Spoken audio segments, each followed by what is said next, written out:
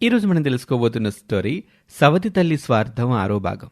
గత ఎపిసోడ్లో మేనమావని ఎలాగైనా ఇంట్లో నుంచి పంపించాలని ప్లాన్ చేసిన సువర్ణ అందులో సక్సెస్ అయ్యి ఆ రాత్రి భర్త మనసులో గిరీశం మీద అనుమానం కలిగించింది. తెల్లవారి తన భర్తే స్వయంగా గిరీశాన్ని వెళ్ళిపోమనేలా చేసింది. కాని వినోద్కి ఒక అజ్ఞాత ఫోన్ కాల్ రావటం, 8 ఏళ్ల క్రితం చనిపోయిన లీల గురించి రహస్యం ఉందని చెప్పడంతో వినోద్ షాక్ అయ్యాడు. ఆ తర్వాత ఏం జరిగిందో ఇప్పుడు చూద్దాం. ఫోన్ కాల్ తర్వాత షాక్లో ఉన్న వినోద్ తేరుకోవడానికి కొంత సమయం పట్టింది. ఆ తర్వాత అసలు విషయమేంటో ఆ వ్యక్తిని కలిసి తెలుసుకోవాలని కాల్ వచ్చిన నెంబర్కి డయల్ చేశాడు. అవతల ఫోన్ స్విచ్ ఆఫ్ అని వస్తుంది. అప్పుడు వినోద్ తన మనసులో ఇలా అనుకుంటున్నాడు, అసలెవరి అజ్ఞాత వ్యక్తి? పిక్నిక్కి వెళ్లిన లీల నీళ్ళలో కొట్టుకుపోతే ఆమె చావు వెనుక ఏదో రహస్యం ఉందంటున్నాడు. ఇప్పుడు ఈ విషయం అత్తయ్యకి మావయ్యలకి చెప్పాలా వద్దా? అసలు ఆ మిస్టరీ ఏమై ఉంటుంది అని బుర్ర బద్దలు కొట్టుకుని మరీ ఆలోచిస్తున్నాడు. ఇంతలో మామగారు అర్జున్రావు నుండి ఫోన్ వచ్చింది. వినోద్ ఆ కాల్ అటెండ్ చేసి మాట్లాడాడు. హలో, చెప్పండి మావయ్య, అత్తయ్యకి ఇప్పుడు ఎలా ఉంది అని అడిగాడు. అందుకు అర్జున్రావు ఇలా బదిలిస్తున్నాడు, బాగానే ఉంది బాబు. మీ గొంతేంటి అలా డల్గా ఉంది? ఒంట్లో బాగోలేదా అని అడిగాడు. అందుకు వినోద్ విషయాన్ని బయటకు చెప్పుకోలేక కవర్ చేస్తూ, అలా ఏం లేదు మావయ్య, ఇప్పుడే లేచాను, ఇవాళ లేవటం కొంచెం లేట్ అయింది అంతే అని చెప్పాడు. అందుకు అర్జున్రావు, సరే బాబు, నిన్న మీ అత్తయ్య స్వాతితో మాట్లాడినప్పుడు నేను మాట్లాడలేకపోయాను. అందుకే తనతో మాట్లాడదామని ఫోన్ చేశాను. ఒక్కసారి ఫోన్ ఇవ్వు బాబు అని చెప్పాడు. ఆ మాట వినగానే వినోద్ గుండెల్లో రాయిపడింది. స్వాతికి దెబ్బ తగిలిందని తెలిస్తే వాళ్లు కంగారు పడతారు.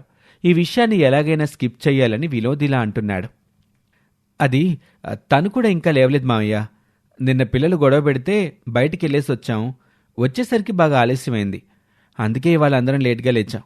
స్వాతి లేచాక నేనే కాల్ చేస్తానులేండి మావయ్య అని లీల విషయంగా ఫోన్ కాల్ వచ్చిన సంగతి చెప్పేయాలనుకుని, మావయ్య మీకొక విషయం చెప్పాలి అని ఒక్క క్షణం చెప్పడం అవసరమా అనే ఆలోచనలో పడ్డాడు. ఇంతలో అర్జున్రావు ఇలా బదులిస్తున్నాడు, చెప్పండి బాబు, ఏంటది అని అన్నాడు. అప్పుడు వినోద్కి అసలు విషయం తెలియకుండా వాళ్ళ మనసుల్ని పాడు చేయటం కరెక్ట్ కాదేమో అనిపించి ఆ మాటని దాటేస్తూ, ఏం లేదులే మావయ్య, అత్తయ్య హెల్త్ విషయంగా కొంచెం బెంగ అనిపించింది. ఇప్పుడు అత్తయ్య ఓకేనా? ఈ విషయమే అడుగుదామనుకున్నాను. మళ్ళీ మీరు ఏమనుకుంటారోనని కొంచెం ఆగాను అని కవర్ చేశాడు. అప్పుడు అర్జున్, మీరేమీ కంగారు పడకండి బాబు, అత్తయ్య నిజంగానే కోలుకుంటుంది. తన గురించి మీరేమీ భయపడకండి. సరే, నేను ఉంటాను. స్వాతి లేచాక ఓసారి ఫోన్ చేయించండి, దాంతో మాట్లాడాలనుంది అని చెప్పి ఫోన్ పెట్టేశాడు. అసలే లీల టాపిక్లో డిస్టర్బ్ అయిన వినోద్ ఇప్పుడు స్వాతి విషయం ఆ పెద్దవాళ్ళకి తెలిస్తే ఏమనుకుంటారోనని ఒక పక్క, వాళ్ళ దగ్గర నిజం దాచాను అని మరో పక్క, ఇలా చాలా డిస్టర్బ్ అయ్యాడు. అదే మూడ్లో ఇంట్లో ఉండలేక ఆఫీస్కి వెళ్ళిపోయాడు. వినోద్ ఆఫీస్కి వెళ్ళిపోయిన ఒక 2 గంటల తర్వాత సువర్ణ వంటగదిలో స్వాతి కోసం పాలు గలిపి తన కొడుకుని పిలిచి ఇలా అంటుంది, గోపి, ఈ పాలు తీసుకెళ్లి స్వాతి అక్కకిచ్చిరా నాన్నా అని చాలా ప్రేమగా చెప్పింది. అప్పుడు తల్లి చేతిలో నుంచి ఆ పాలందుకున్న గోపి ఆ పాల గ్లాస్ని కింద పడేసి కోపంగా ఇలా అంటున్నాడు, నేనివ్వను. అయినా అక్క అంటావేంటి? అది స్వాతి. తను ఇంట్లో ఉంటే మనకి ఇల్లుండదు, డాడీ ఉండరని చెప్పావు కదా. అందుకే నేనే మెట్ల మీద నుండి తోసేశాను. మళ్ళీ మన ఇంటికి ఎందుకు తీసుకొచ్చావు అని ఉక్రోషంగా అడిగాడు. ఆ మాటలు విన్న సువర్ణ బిత్తరపోయి కొడుకుని చూస్తూ మనసులో ఇలా అనుకుంటుంది, నేను ఆ పిల్ల ఆస్తులు వివరాలు తెలియక తొందరపాటుగన్న మాటలు వీడిలో ఎంత బలంగా నాటుకుపోయాయా. ఇప్పుడు ఆ ముసలాళ్ళన్నీ పిల్లని మజ్జిగ చేసుకుందామని చూసే టైంలో వీడిలా చేస్తుంటే మొత్తానికి నా ప్లాన్ చెడిపోతుంది. ఏదోలాగా వీడి మనసు మార్చాలి, లేదా నేను దొరికిపోతాను అని అనుకొని కొడుక్కి ఇలా చెప్తుంది. నిజమే నానా, కాని ఇప్పుడు నీ వల్ల దెబ్బ తగిలింది కదా, మనం మంచిగా చూసుకొని తనొచ్చినప్పుడు ఎలా ఉందో అలాగే పంపించేస్తే అప్పుడు డాడీ మనతోనే ఉంటారు. ఇలాగే పంపించేస్తే తనతోటే వెళ్ళిపోతారు అని ఏదో అప్పటికి తనకు తోచిన 4 మాటలు చెప్పింది.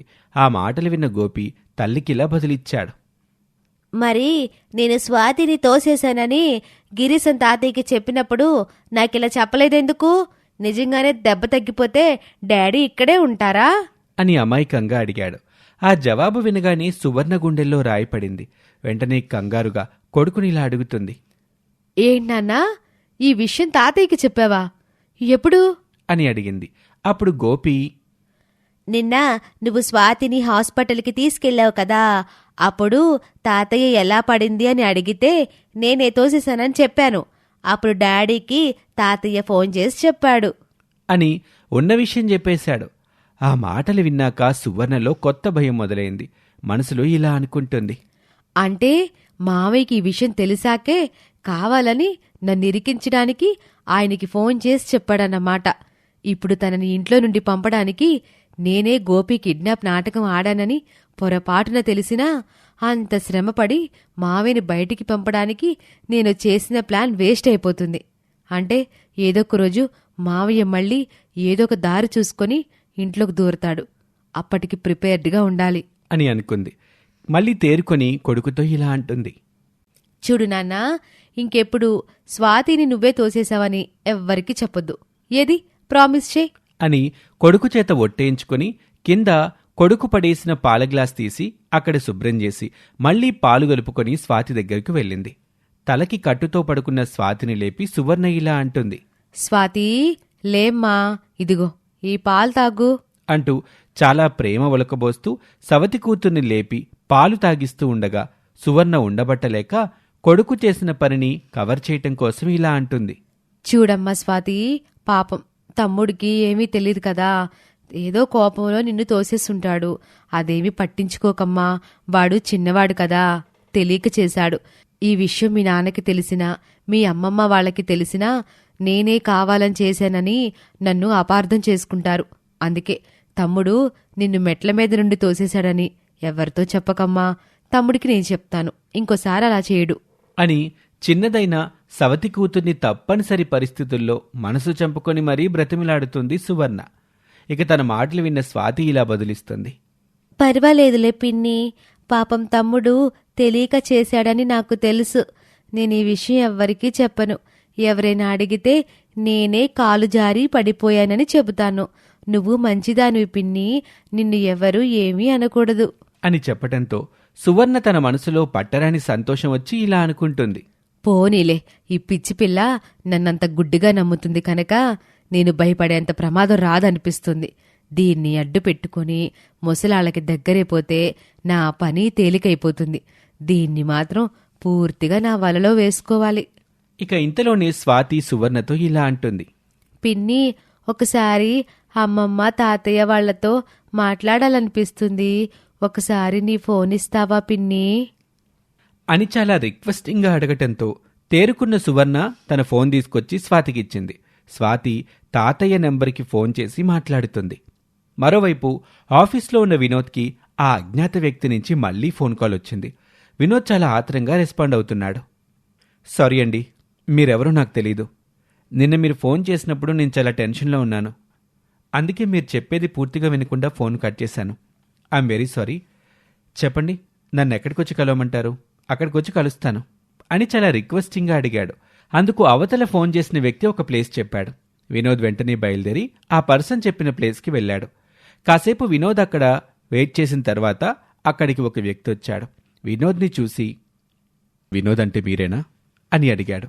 అందుకు వినోద్, అవునండి, నేనే వినోద్, లీల హస్బెండ్ని. ఇంతకీ మా లీల మీకెలా తెలుసు? అసలు మీరేం చెప్పాలనుకున్నారు? నిన్నటి నుంచి నాకేమీ తోచటం లేదు, ప్లీజ్ చెప్పండి అని చాలా క్యూరియస్గా అడిగాడు. అందుకు ఆ వ్యక్తి బదులిస్తూ, టెన్షన్ పడకండి, అన్నీ చెప్తాను. నా పేరు రఘు. నేను మీ వైఫ్ లీలా స్కూల్మేట్ని. ఆ రోజు పిక్నిక్కి కూడా మేం స్కూల్మేట్స్ అందరం కలిసే వెళ్ళాం. కానీ అసలు విషయం అక్కడే ఉంది. ఆ రోజు పిక్నిక్ అరేంజ్ చేసింది, అసలు ఆ ప్రపోజల్ పెట్టింది విపిన్. అతను కూడా మా స్కూల్మేట్, మాకు సీనియర్. లీలంటే అతనికి చిన్నప్పటి నుండి ఇష్టం. కానీ లీల ఎప్పుడూ అతన్ని కేర్ చేసేది కాదు. వినోద్ ఆ వ్యక్తి చెప్తుంది శ్రద్ధగా వింటున్నాడు. టీనేజ్లో ఉన్నప్పుడు లీలకి ప్రపోజ్ చేశాడు. అప్పుడతని చెప్పుతో కొట్టి అవమానించింది. ఆ తర్వాత చాలా కాలం అతను కనిపించలేదు. చెప్పుదెబ్బలు తిన్న గిల్టుతో ముఖం చాటేశాడు అని మేమందరం అనుకున్నాం. ఆ తర్వాత మీతో లీల ప్రేమలో పడ్డాం. వాళ్ళింట్లో ఒప్పించి పెళ్లి చేసుకోవటం, ఇక అన్నీ మీకు తెలుసు. అలాగే ఇవే విషయాలు విపిన్ వరకు వెళ్ళాయి.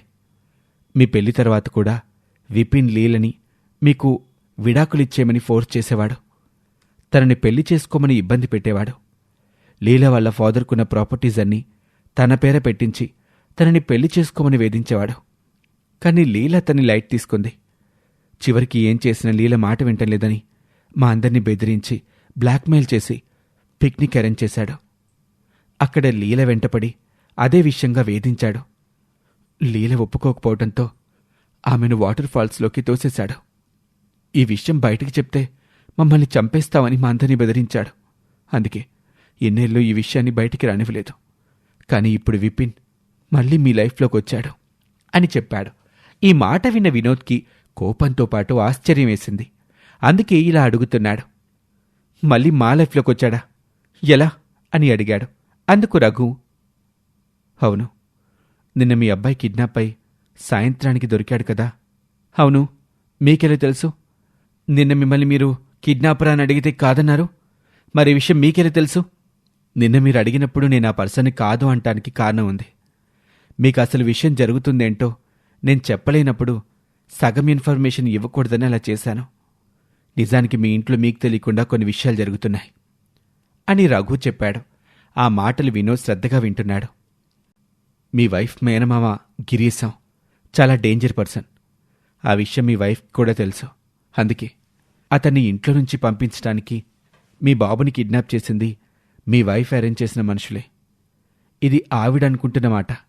కానీ నిజానికి చాలా రోజుల క్రితమే మీ వైఫ్కి ఉన్న అత్యాశ, స్వార్థం, డబ్బు పిచ్చి లాంటి క్వాలిటీస్ వల్ల విపిన్ ఆమెను తన ట్రాప్లోకి తీసుకొని మీ ఆస్తి, మీ మామగారి ఆస్తి ఆమెకు ఎరగా చూపించి అవి తనకి దక్కేలా చేస్తానని చెప్పి ఆడిస్తున్నాడు. ఆ మాటలు నిజమనుకొని ఆమె అమాయకంగా నమ్మి విపిన్ ఆడించినట్టు ఆడుతుంది. నిజానికి గిరీశం మీ ఇంట్లోకి ఎంటర్ అవటానికి విపినే కారణం. వాళ్ళిద్దరూ కలిసి మీ వైఫ్ని మోసం చేసి మొత్తం ఆస్తుని కొట్టేయాలని ప్లాన్ చేస్తున్నారు. ఇవేమీ తెలియక మీ వైఫ్ విపిన్ ట్రాప్లో పడి అతను చెప్పినవన్నీ చేస్తుంది. ఆ మాటలు విన్నాక సువర్ణ ఎంత పెద్ద రిస్కులో ఉందో అర్థమైంది వినోద్కి. అందుకే అసలు ఇంత పగబట్టి నా భార్యని, నా కుటుంబాన్ని టార్గెట్ చేస్తున్నాడు. ఈ విపిన్కి మా లీల కానీ నేను కానీ ఏం అన్యాయం చేశాం అని చాలా ఫ్రస్ట్రేషన్తో అడిగాడు. అప్పుడు రఘు, నిజానికి ఆ విపిన్ ఎవరో కాదు, మీ మామగారు అర్జున్ రావుకి మేనల్లుడు. ఆయన చెల్లెలి కొడుకు. లీలకి సొంత బావ. అందుకే ఆ చనువుతో ప్రేమించాలనుకున్నాడు. కాని లీల దగ్గర అతని పప్పులుడకలేదు. అందుకే ఆమెను చంపేశాడు. ఈ విషయాలేవీ లీల కూడా ఎప్పుడూ తన తండ్రికి చెప్పలేదు. తన మేనలుడు ఇంత వెధవని, తన కూతురిని ఆస్తి కోసం ఇంత కష్టపెట్టాడని తెలిస్తే ఆయన తట్టుకోలేరని, ఆయన హార్ట్ ప్రాబ్లం గురించి లీల ఈ విషయం తండ్రికి తెలియనివ్వలేదు. ఇక రఘు చెప్పిన విషయం విన్నాక వినోద్ మైండ్ అంతా బ్లాంక్ అయింది. మనసులో, ఇంత పెద్ద ప్రాబ్లంలో నుండి ఎలా బయటపడ్డాం? మామయ్యకి ఈ విషయం తెలిస్తే గాని దీనికి ముగింపు రాదు. ఒకవేళ మామయ్యకి తెలిస్తే ఆయన ఆరోగ్యం ఏమవుతుందో అని అనుకుంటున్నాడు. ఇక ఈ విధంగా తన చుట్టూ వచ్చిన ప్రాబ్లమ్స్ అన్నీ ఒకదానికొకటి ముడిపడి ఉండటంతో ఏమీ తోచని స్థితిలో వినోదున్నాడు. డబ్బు మీద వ్యామోహం ఉండి ఒక దుర్మార్గుడి వలలో పడినందుకు సువర్ణని శిక్షిస్తాడా? ఇంతటి దుర్మార్గుల బారి నుండి వినోద్ తన ఇద్దరి పిల్లల్ని కాపాడుకుంటాడా? నీళ్లలో కొట్టుకుపోయిందని నమ్ముతున్న తమ కూతురు తమ మేనలుడితో హత్య చేయించబడిందన్న విషయం మామగారికి చెప్తాడా లేదా? వీటన్నింటికీ జవాబులు ముందు ముందు ఎపిసోడ్లో చూద్దాం.